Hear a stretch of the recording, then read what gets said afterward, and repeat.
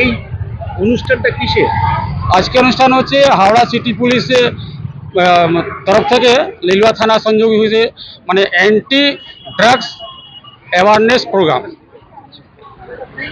এই উপলক্ষে প্রতি বছরই ভাতি এই বর্ষেও আমাদের লিলুয়া থানা পক্ষ থেকে আয়োজন করা হয়েছে। তার সাথে আমাদের লিলুয়া শিশু বিদ্যাপীঠ সংলগ্ন ছাত্রছাত্রীরা এবং টিচার্সরা রয়েছে।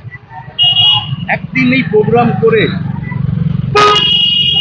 সমাজ থেকে এই ড্রাগকে কি উচ্ছেদ করা যাবে?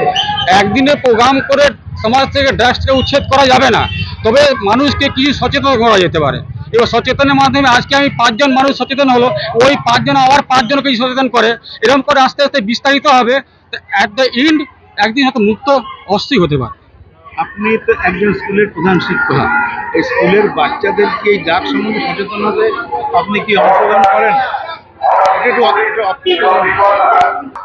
বিভিন্ন রকম নেশা যুক্ত পরিবার কিছু না কিছু থাকতেই পারে, তো তাদেরকে বাচ্চাদেরকে আমরা কনভিন্স করে তাদেরকে বলি, বাবা তুমি এই খৈনি খাও, এই খৈনিটা খাওয়া ঠিক না স্যার আমাদের বলে, এতে ক্যান্সার হয়, অসুখ হয়।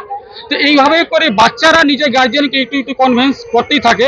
এবং ড্রাগসটা তো আমাদের সমাজে হয়তো আমরা জানি না কারা ড্রাগস ইউজ করে, আমরা জানি না, এবং কাদের বাড়িতে ইউজ সেটা জানি না, তার জন্য তো বাচ্চারা বলতে পারছে না। কিন্তু অন্তত ছোটোখাটো যেগুলো নেশামুখ রয়েছে তাদের সম্বন্ধে আমরা বাচ্চাদেরকে সচেতন করি, এবং বাচ্চারা তার গার্জিয়ানকে একটু একটু করে কনভিন্স করে বোঝায়, এবং কিছুটা গার্জিয়ান নিশ্চয়ই একটু ভালো হয়েছে। বর্তমান থেকে আগামী প্রজন্ম সবাইকে সচেতন করছে।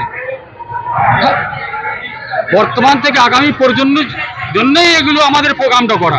এই জন্য লিলুয়া থানাকে আপনি কি বলবেন? লিলুয়া থানাকে মানে বহুত বহুত ধন্যবাদ। লিলুয়া থানা প্রতি বছরই এই ধরনের অনুষ্ঠান করে থাকে। লিলুয়া থানা শুধু এই ড্রাগসটা নিয়ে তো মানে অনেক সচেতন, লিলুয়া থানা অনেক অ্যাক্টিভ। আপনার নাম? আমার নাম আছে অজয় কুমার পণ্ডিত, প্রিন্সিপাল লিলুয়া শিশু বিদ্যাপীঠ। হ্যাঁ, প্রিন্সিপাল।